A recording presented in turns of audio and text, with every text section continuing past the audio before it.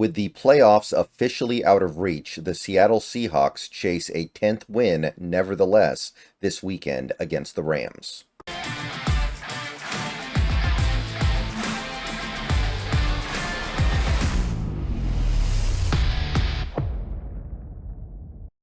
What's going on, everybody? Good Saturday morning. We got a couple of football games later today, NFL football games. We got a bunch of NFL football games tomorrow, including this Seattle Seahawks game that is not like a normal NFL game, but it is still an NFL game, and we're going to treat it as such. This video is powered by BetUS, and look, I get it. This is not a Seahawks game that is going to motivate people to really plug in and engage and watch and live or die with every single play. This is not a Seahawks game where we have an opportunity to do something great if we have the desired result. No, this is a 17th game that is played with reduced stakes. I admit that. There's no point in pretending otherwise. The Seattle Seahawks are eliminated from the postseason. They cannot make it. And the Los Angeles Rams have clinched a playoff spot. They will make it.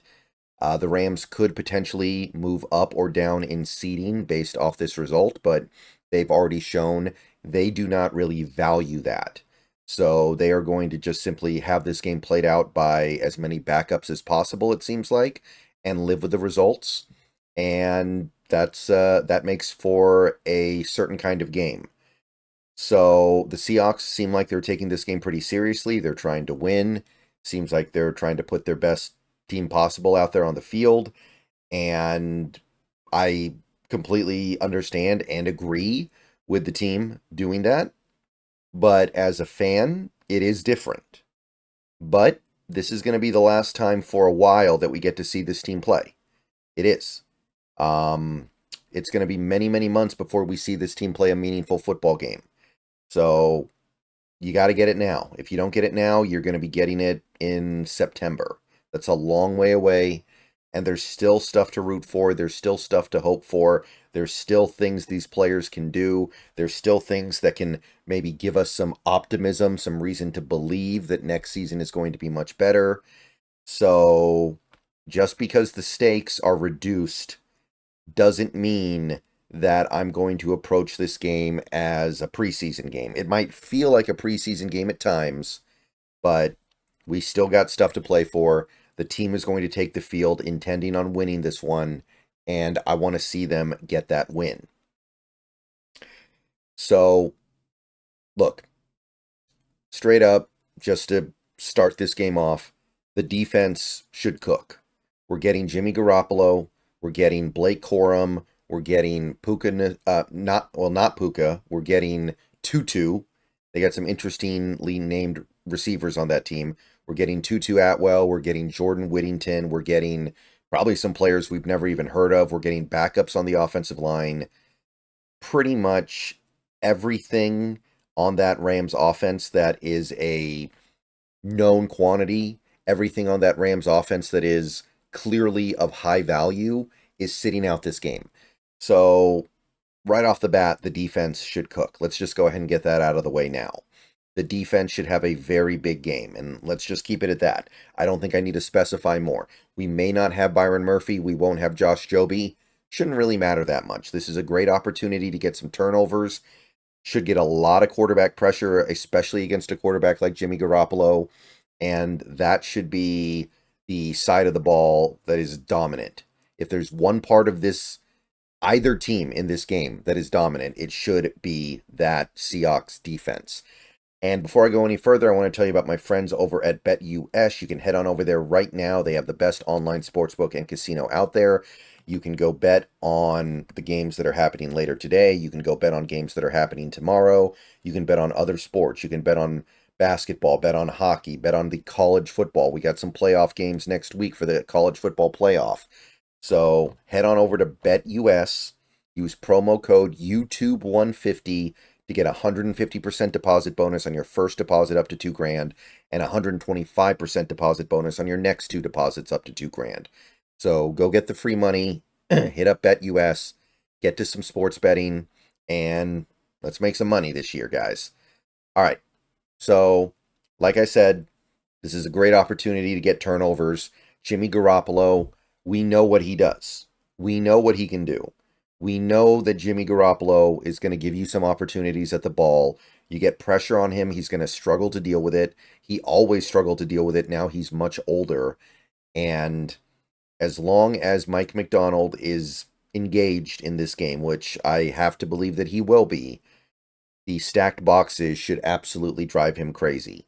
So I'm looking for a lot of quarterback pressure. I'm looking for a lot of splash plays from the defense, get some turnovers, and go out on the season on a high note. The defense has an opportunity to rank in the top 10 in points allowed this season. That is something that I think we as fans can carry into the offseason because we were nowhere near top 10 these last 2 seasons. In fact, if you look at it, the last time the Seattle Seahawks had a defense that ranked in the top 10 in points allowed, Obama was president. So it's been a minute, and if the Seahawks could lock up a top 10 points per game effort on defense, I would definitely take something away from that. And it's a big stepping stone because the last 2 years it was 25th. 2 years in a row we were 25th. That is a big turnaround, and it's not just because of the strength of the opponent. It's not. Last year, this defense gave up 500 yards and what was it, 30 plus points? Something like that against Mason Rudolph and the Steelers, who did not have a good offense last year. So something is different, something has changed, and if they go out there and hold the Rams to under 20 points, they've got a really good chance of ending up with a top 10 defense. So play for that. Leonard Williams, play for a double-digit sack season. He needs one more sack to get there. Devin Witherspoon, play for your first interception of the season. Woolen, play for maybe your job. I don't know if the decision on Woolen has already been made, but this is an opportunity for him to go out there and say, no, I am that guy. I care about this. I want to be great. Because right now people are questioning that, so play for that. If Byron Murphy plays, play for that first career sack, because right now he's sitting on a half. If you're Derek Hall, play for double-digit sacks. You've got, I think 8. I believe he's sitting on 8. So go get 2 more, and boom, double-digit sack season. First year playing significant football. Find things to play for, and then play for them. And confident there. Sean McVay's not even calling this game. It's LaFleur, by the way. So we're not even going to have to worry about McVay as much. But the question is, you look at this Seahawks offense. First of all, you want to know, who are you playing? The Rams have not officially announced that they're going to be sitting their defensive studs. We don't know if they're going to sit Jared Verse. We don't know if they're going to sit Byron Young. We don't know what's going on with Cameron Kinchins or Akello Witherspoon or anybody else on this team. So they might play. I don't know why they would. If the Rams are going to sit all their good players on offense, I don't know why they'd play their good players on defense. So maybe you see a tiny bit of those guys, and then the rest of the game is about the backups. But either way, because again, I don't think we're seeing a full game of the Rams starters. That just wouldn't make any sense. You got to make some stuff happen. And I'm not so much talking about Ryan Grubb, because I feel like, I really do, and I know some people don't agree with me, I think Ryan Grubb is toast. The way Mike Macdonald talked about the offense at various points throughout this season, he sounded like a guy who knows that Ryan Grubb is going to be out of here after this season is over. Could be wrong, but he definitely said some things that indicated to me that he wasn't happy with where things were going. And when you say those things publicly, there's a very good chance that you're even more unhappy with things privately. So it's not about Ryan Grubb, but there are definitely some players here. This is an interesting offseason, and while I suspect that this team is going to commit to their older core, Geno Smith, can he prove anything this week? Is he going to move the needle at all in John Schneider's mind or Mike Macdonald's mind with how he plays? It's possible. DK Metcalf, is he going to move the needle? You would think that the decision's already been made one way or the other on DK, but the players are still going to play out there. We know that this game doesn't mean as much, but the players can still go out there and show what they can do. And maybe a really good or really bad game in this game could move the needle a little bit. And maybe that little bit will make the difference between keeping him or not keeping him. And you've got guys like maybe we see Mike Jarrell because there's no Abe Lucas this week.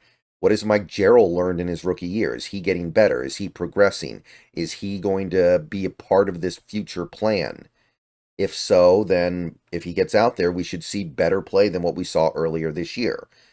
Who are we going to see on the interior? Is Oluwatimi going to continue to show that he is part of the future as well? That is a big question mark to me. What is Oluwatimi going to do here? Is he a long-term backup, or could he be a starter that you feel good about? Those are the main things that I think are compelling in this game, but you've got a guy like Tyler Lockett playing what will likely be his final game as a Seahawk. If that is the case, then what can he do? What is he going to give us? Is he going to give us anything more? Are we going to get anything squeezed out of the tube of toothpaste at the very end here? I'd hope so. I'd hope he can do something that will make us remember the way this game went, even if the end result of the game won't be remembered because it doesn't mean as much. Can JSN get 5 catches to break the franchise record and get to 101 catches? Can he go beyond that? Can he have another monster game the way he had a monster game against the Rams earlier this year? Could a guy like Zach Charbonnet get up to about 1,000 yards from scrimmage? If he can do that, does that change the perception of him a little bit? You wouldn't think so because, again, this game doesn't mean that much, but I do believe the needle can move a little bit. And it would be cool for Zach Charbonnet to have a 1,000-yard season because I don't think anybody would have predicted that before the season started. But he stepped up in a tough opportunity, and he's done some positive things. So there are little things to watch for throughout this game. We've got Geno Smith's contract incentives. Assuming that he plays the whole game, he has an opportunity to hit, well, he's already hit one of them. He's already holding above one of them. So he's got 2 that he can hit and 1 he needs to maintain. That is worth monitoring for sure. And if he hits the markers, he hits the markers. Then he deserves it. And if he doesn't hit the markers, then he doesn't deserve it. So it's up to him. What are we going to see from a guy like a Charles Cross? We're about to make a big decision on that guy this offseason. If could Charles Cross move the needle in a game like this? I'm pretty content to extend him pretty much no matter what this offseason, and I'm content to pay him the way the best left tackles in the league get paid, but what if things go disastrously wrong? Do we reconsider, especially if he's playing against backups? So this is the stuff that you watch for in the absence of the opportunity to make the playoffs, which, hey, I wish we had that opportunity. I believe that as of right now, we are the only team in the NFC West with a positive point differential, and it's going to sting if that's the case and you don't make the postseason. But everything's learning right now. It's the first year with a new coach. I don't think it's surprising that the team has been left out. I don't think it's surprising that the team couldn't quite get it done. But at the same time, you can argue that they did kind of get it done. If they win this game and get to 10 wins, then you can point to that and say, hey, 10-win season for a first-year coach with a first-year OC. And I guess first-year DC, I don't know how much that matters. That's something we as Seahawks fans can be proud of. All right, so hopefully I gave you something to care about. And I'm going to go ahead and call it here. Might be another video later today, might not be. But either way, we've got this game tomorrow afternoon. And once it's over, I'll be on here making a video talking about it, streaming about it. I know that it won't be the most compelling post-game in the universe, but we'll have stuff to talk about. Football gives you something to talk about pretty much always. All right, see you guys later. Go Hawks. Let's get this win. Let's get to 10 wins. I don't give a rip about a draft pick, and neither should you.